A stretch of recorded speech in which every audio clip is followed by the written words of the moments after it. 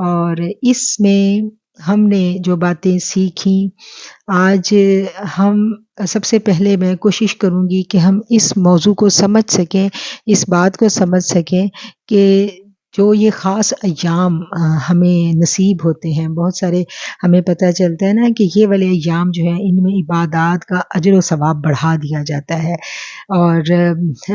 شب بیداری کا اجر و ثواب جو ہے وہ زیادہ کر دیا جاتا ہے۔ تو یہ کچھ عرصے کے بعد جیسے رمضان المبارک آتا ہے، پھر عشرہ ذی الحجہ آتا ہے، تو یہ کچھ نہ کچھ ایام جو ہیں مسلمانوں کو ہمارے مذہب نے موٹیویشن کے لیے کچھ ایکسٹرا جو ہے نا یہ سیل پرائز پہ نیکیاں مل رہی ہوتی ہیں ہمیں۔ تو اس کی کیا وجہ ہے؟ آج ہم اس بات کو بھی سب سے پہلے سمجھنے کی کوشش کریں گے کہ یہ جو بار بار اللہ تعالیٰ ہمیں موٹیویشن دے کے زیادہ اجر و ثواب کمانے کے لیے، زیادہ نیکی کے کام کرنے کی ترغیب دیتے ہیں، اس کی وجہ کیا ہے؟ مطلب یہ کہ خاص ایام میں جو عبادت کی ترغیب دی جاتی ہے اس کے پیچھے کیا حکمت کار فرما ہوتی ہے۔ ان ایام میں جو عبادت کے اوقات ہم بڑھا دیتے ہیں اس سے ہماری ذات اور ہمارے اندر روحانی طور پر کیا تبدیلی رونما ہوتی ہے، آج ہم اس بات کو سب سے پہلے سمجھیں گے اور پھر اس کے بعد ہم اپنے موضوع کی طرف آئیں گے۔ انسان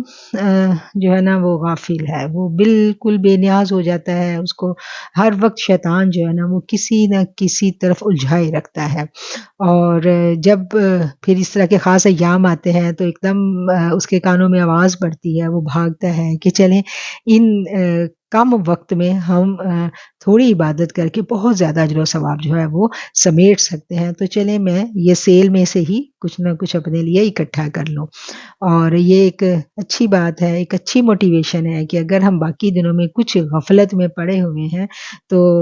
شکر کرنا چاہیے کہ تھوڑی سی ہماری آنکھ کھلتی ہے اور ہم اس جانب دوڑ لگاتے ہیں، ہم کوشش کرتے ہیں، اور ہمیں شکر کرنا چاہیے کہ یہ جو غفلت کی آنکھ ہے نا، یہ آنکھ کے ہمیشہ کے لیے بند ہونے سے پہلے پہلے کھل جائے، اور یہ کھلتی رہنی چاہیے۔ غفلت کے اپس اینڈ ڈاؤن تو آتے ہیں نا زندگی میں، تو یہ جب جب کھلے ہمیں اس کو پکڑ لینا ہے، خوشی کے ساتھ، مسرت کے ساتھ ان لمحوں کو اویل کرنا ہے اور کوشش کرنی ہے کہ ہم ان لمحوں کو محفوظ کر سکیں۔ اور ان ایام میں کثرت سے عبادت کا ہمیں حکم دیا جاتا ہے، کیونکہ ان ایام کی عبادات کا اجر و ثواب بہت زیادہ بڑھا دیا جاتا ہے۔ ان میں تمام ایام جو خاص آتے ہیں مسلمانوں کے، میں ان تمام ایام کے تناظر میں بات کروں گی کہ جب کسی بھی خاص اوقات میں عبادت کا اجر و ثواب بڑھا دیا جاتا ہے اور ہم زیادہ عبادت کرتے ہیں تو اس کے جو اس کا امپیکٹ ہے وہ ہمارے لیے، ہمارے اوپر کیا مرتب ہوتا ہے۔ سب سے پہلے تو ہمیں یہ سمجھ لینا ہے کہ عبادت کا مقصد، جب جب بھی ہم احادیث کو پڑھتے ہیں، اللہ کے احکامات کو پڑھتے ہیں، تو ہمیں یہ پتہ چلتا ہے کہ عبادت جو ہے نا یہ صرف اور صرف اللہ کے لیے خالص ہے۔ عبادت میں عبد اور معبود ان دونوں کے درمیان تیسرا کوئی نہیں ہوتا، صرف اللہ اور اس کا بندہ۔ یہ بالکل دونوں آمنے سامنے ہوتے ہیں، اور جب یہ جو آمنے سامنے جب ہوتے ہیں اور پھر بندہ کیا کرتا ہے؟ بندہ اللہ کا ذکر کرتا ہے تکرار کے ساتھ، کوئی سا ذکر، قرآن کریم پڑھے، درود پاک کی کثرت پڑھے، کوئی سی تسبیحات، کوئی سے اذکار پڑھے، صرف مقصد جو ہے وہ رب کا قرب حاصل کرنا اور رب العالمین کی خوشنودی حاصل کرنا اور نبی کریم صلی اللہ علیہ وآلہ وسلم کی نگاہ خاص میں آنا، بس ہماری عبادت کا یہی مقصد ہے، اور یہی اولین مقصد ہونا چاہیے۔ اس کے بغیر ہم کسی اور مقصد کے تحت عبادت نہ کریں۔ اچھا، اب یہاں پر ضمناً یہ بات عرض کرتی چلوں کہ جو ہم حاجت کے لیے نوافل پڑھتے ہیں یا اپنی حاجت کے لیے رب سے مانگتے ہیں، تو اس میں بھی پہلے رب،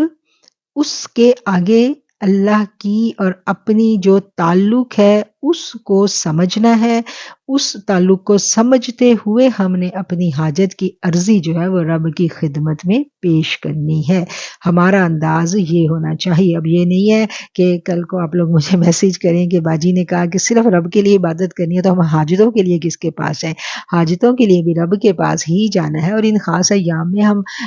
جب زیادہ عبادت کرتے ہیں، زیادہ قرب پاتے ہیں، تو پھر ہم اللہ سے زیادہ دعائیں مانگیں گے، اور دعا مانگنا عبادت ہے، لیکن مقصد جو ہے وہ رب کا قرب ہے، اور رب کے قرب کے لمحات میں جب رب سے مانگیں گے تو رب ضرور ہمیں عطا کرے گا۔ جب ہم کثرت سے ذکر کرتے ہیں تو اس سے کیا ہوتا ہے؟ اس سے ہمارے اندر ایک نور پیدا ہوتا ہے۔ اللہ کا ایک ایک جو کلام کا لفظ ہے اس وہ اپنے اندر نورانی صفات رکھتا ہے، اس سے ہمارے اندر جو ہے ایک نور پیدا ہوتا ہے، اور وہ نور جو ہے پھر ہماری عقل کو روشن کر دیتا ہے، اور جب ہماری عقل روشن ہوتی ہے تو اس کا جو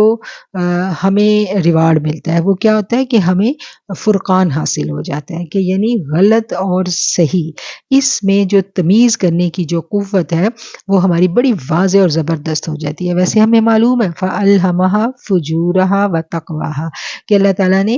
دونوں چیزیں انسان کے اندر جو ہے اس کا جو برین کا سافٹ ویئر ہے اس کے اندر یہ بائی بلٹ موجود ہے کہ ہم حق اور باطل دونوں چیزوں کو پہچان سکتے ہیں۔ لیکن جب ہم پہچانتے ہیں تو عقل کیا کرتی ہے؟ عقل جب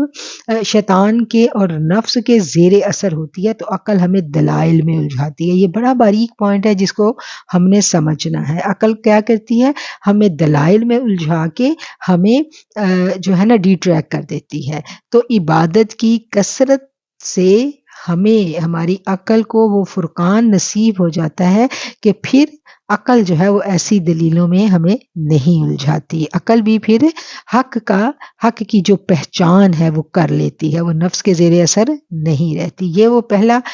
ریوارڈ ہے جو ہمیں عبادت کی کثرت سے ملتا ہے۔ یہاں پر آج میں اس وقت یہ بات اس لیے کر رہی ہوں کہ عشرہ ذی الحجہ میں جیسا کہ ہم سب جانتے ہیں، جتنی میری بہنیں ہیں الحمدللہ میں امید کرتی ہوں کہ سب بہت کثرت سے عبادت کر رہی ہیں، اور اگلے جو 2-3 دن ہیں وہ تو بے حد اہم ہے، تو ان میں بھی یقیناً کثرت سے آپ لوگ ذکر اذکار کریں گے، کثرت سے عبادت کریں گے تو اس کا جو ریوارڈ فوری طور پر ہمیں ملتا ہے۔ آپ لوگ اس چیز کو محسوس کر سکتے ہیں کہ آپ کے اندر جو ہر اچھائی کرنے کے وقت ایک دلیلیں اٹھتی تھی نا، دلیلیں جو عقل دیتی ہے ہمیں نیکی کے کاموں سے دور رکھنے کی، ٹھیک ہے نا، تو وہ دلیلیں جو ہے نا وہ ختم ہو جاتی ہیں، پھر واضح ہو جاتا ہے، رستہ آسان ہو جاتا ہے، اور وہ اتنی روشنی عقل ہمیں دے جاتی ہے کہ ہم اگلا کوئی نہ کوئی یعنی اس طرح کے تو ہم اگلا کوئی نہ کوئی پھر اگلا کوئی ایسے ایام آ جائیں گے تو تب تک ہمارے پاس اتنا ذخیرہ موجود ہوتا ہے، ٹھیک ہے۔ اس چیز کو سمجھ لینا ہے کہ ہم نے اتنا ان ایام میں جو کہا گیا ہے نا کہ زیادہ اجر ہے تو ہم زیادہ عبادت کرتے ہیں، تو زیادہ ذخیرہ ہمارے پاس، زیادہ سے زیادہ ہم نے اپنا ذخیرہ جو ہے نا وہ اکٹھا کر لینا ہے، تاکہ ہماری عقل کو جو نورانیت اور جو نور چاہیے، جو فرقان چاہیے وہ ہمیں مل جائے۔ حق و باطل میں فرق کرنے والا فرقان جو ہے وہ نصیب کس سے ہوتا ہے؟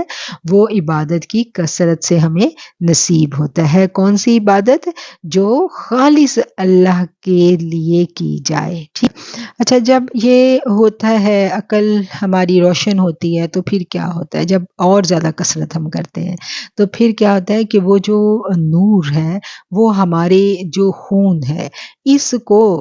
وہ صاف کرتا ہے۔ کیسے؟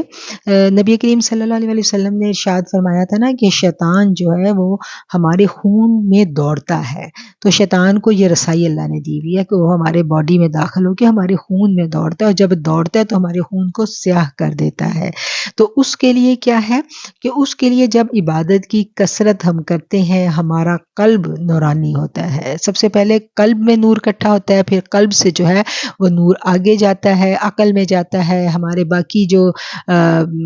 لطائف جس کو ہم کہتے ہیں وہ پھر اگلی بات آ جاتی ہے، لیکن بس سمجھنے کے لیے آپ بنیادی طور پر یہی کافی ہے کہ وہ جب دل میں ہمارے قلب میں نور اکٹھا ہو جاتا ہے تو سارے کا سارا جو خون ہے وہ دل میں سے گزرتا ہے. جب دل میں سے گزرتا ہے تو وہ نور جو ہے وہ کیا کہتا ہے، جیسے الٹرا وائلٹ ریز جو ہے نا یہ پانی میں سے گزرتی ہیں، بالکل اسی طرح عبادت کا نور اس خون میں سے گزرتا ہے اور خون سے شیطان کو مار بھگاتا ہے. اب وہ جو خون کے اندر شیطان دوڑ رہا تھا نا، وہ جو ہی جو اللہ کی عبادت کرنے والا، اللہ کا کثرت سے ذکر کرنے والے کے قلب سے خون دوڑے گا، گزرے گا، تو وہ اس کو مار بھگائیں گی. اور کیا ہوگا کہ ہمارا خون جو ہے وہ شیطان سے پاک ہو جائے گا، اور شیطان پھر اس خون میں داخل نہیں ہو سکے گا. اب ہمیں پتہ چل گیا، ہم نے یہ گر جو ہے اس کو سمجھ لیا کہ کثرت عبادات سے کس طرح ہمارے خون سے شیطان جو ہے اس کی نیگیٹیوٹی کو مار بھگایا جا سکتا ہے. اور کیسے؟ وہ نور ہی اس کو بھگاتا ہے، اسی سے نور ہمارا جو خون جو ہے وہ روشن ہوتا ہے. وہ جو آقا علیہ الصلوۃ والسلام کی دعا ہم پڑھتے ہیں نا، اللہم اجعل فی قلبی نورا وفی بصری نورا، تو وہ جو پوری کی پوری دعا ہے، اس دعا کو جب ہم اس تناظر میں سمجھیں گے تو ہمیں بہت اچھے سے سمجھ آ جائے گی. اور عبادت کی کثرت جو ہے ان ایام میں جب ہم زیادہ کرتے ہیں، دیکھیں ایک انسان جو ہے نا اس کی نیچر میں ایسے ہے، ایک عام بندے کی میں بات کر رہی ہوں جو بہت اللہ کے مقربین میں پہنچ جاتے ہیں، ان کی بات نہیں، لیکن جیسے ہم جیسے جو ابتدائی جو نوزائیدہ ہوتے ہیں اللہ کی راہ پہ چلنے والے، تو ہمارا ہر وقت ایمان کا لیول اپس اینڈ ڈاؤن آتا جاتا رہتا ہے. تو پھر جب ایسے جیسے ابھی رمضان المبارک میں ہمارا بڑا زبردست لیول آ جاتا ہے، تو پھر کچھ 2 مہینے گزرتے ہیں، کچھ لیول نیچے آتا ہے، تو اللہ نے ساتھ کے ساتھ انتظامات کیے ہوئے ہیں، کچھ نہ کچھ ایام ہمیں دیے ہوئے ہیں. یہ تحفے ہیں ہمارے لیے جن میں اجر و ثواب بھی بڑھ جاتا ہے اور ہماری باطنی اصلاح بڑی زبردست ہو جاتی ہے. اور پھر اس سے کیا ہوتا ہے کہ ہماری روح جو ہے وہ طاقتور ہو جاتی ہے، اور پھر جو عبادت کے نور سے جو قلب نورانی ہوتا ہے نا، اس سے کیا ہوتا ہے کہ ہمارا دل اس میں اللہ کا جو ذکر ہے وہ راسخ ہو جاتا ہے. پھر ہمارا جی چاہتا ہے، جیسے کچھ لوگ جو بہت زیادہ تسبیحات کرتے ہیں، کچھ لوگ جو بہت زیادہ قرآن کریم پڑھتے ہیں، وہ کہتے ہیں کہ بہت سارے لوگ آپ نے بھی دیکھے ہوں گے، آپ لوگوں میں سے بھی بہت سارے لوگ ایسے ہوں گے جو کہتے ہیں کہ ہم پڑھتے ہیں، ہم سوئے ہوتے ہیں، ہماری آنکھ کھلتی ہے تو ہم پڑھ رہے تھے، قرآن پڑھ رہے تھے، یا کوئی آیت ہمارے یا درود ہمارے لبوں پہ تھا، سوئے سے اٹھے تو زبان پہ تھا، تو وہ کیا ہوتا ہے کہ وہ ہماری روح پڑھ رہی ہوتی ہے. تو وہ اتنا زیادہ ہمارا باطن اتنا زبردست پاک صاف ہو جاتا ہے کہ پھر آٹو پہ لگ جاتا ہے. تو اس چیز کو جو بہت خوبصورتی کے ساتھ یہ والے جو خاص ایام ہوتے ہیں، ان میں یہ ریفریش ہوتی ہیں یہ ساری کی ساری چیزیں. اور خاص طور پہ جو حج کے لیے حاجی گیا ہوا ہوتا ہے، اس کے تو شب و روز ہی عبادت میں گزرتے ہیں. اور وہ جو کل ہم نے بات کی تھی کہ حاجی جو ہے اگر وہ اپنی فحش گوئی سے اور برے کاموں سے بچتا رہتا ہے، تو پھر اللہ تعالیٰ جو ہے اس کا حج جب مقبول ہو جاتا ہے اور اللہ تعالیٰ اس کے تمام گناہ معاف فرما دیتے ہیں. لیکن اس میں بات یہ جو ساری کی ساری ہم نے بات کی ہے، اس بات تک پہنچنے کے لیے بنیادی جو ایک چیز ہے جس کو ہم نے یاد رکھنا ہے، وہ ہماری خوراک ہے. جب ہم ایک نوالا کھاتے ہیں، جو اللہ تعالیٰ نے قرآن میں کہا ہے نا کہ پاکیزہ اور طیب کھاؤ، پاک بھی کھاؤ اور پاکیزہ بھی کھاؤ، ٹھیک ہے نا، حلال بھی کھاؤ. اب حلال تو ہمیں پتہ ہے کیا ہے، اب پاکیزہ اور طیب کیا ہے یہ بھی ہمیں سمجھنا ہے کہ پاکیزہ اور طیب میں کیا کیا آ جاتا ہے. اس کی کیٹیگریز آپ خود جانتی ہیں، ماشاءاللہ سب سمجھدار ہیں. اس پہ ہم تھوڑا سا غور و فکر کریں تو ہمیں خود پتہ چل جائے گا کہ پاکیزہ اور طیب سے کیا مراد ہے. ٹھیک ہے، جب ہم پاکیزہ اور طیب باوضو ہاتھوں کا کھانا کھاتے ہیں، پاک صاف ہاتھوں کا کھانا کھاتے ہیں، نمازی جو 5 وقت کا نمازی جو ہے اس کے ہاتھ کا کھانا کھاتے ہیں، ان تمام چیزوں کا بڑا فرق پڑتا ہے ہماری روحانیت پر، ہمارے قلب کی نورانیت پر. اور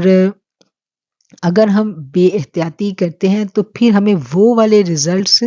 نہیں ملتے۔ یہاں پر یہ بات عرض کرنے کا مقصد یہ ہے کہ جو میری بہنیں حج پہ گئی ہوئی ہیں وہ بھی، اور جو ان ایام میں خاص طور پر محنت کر رہی ہیں عبادت پر، وہ بھی اگر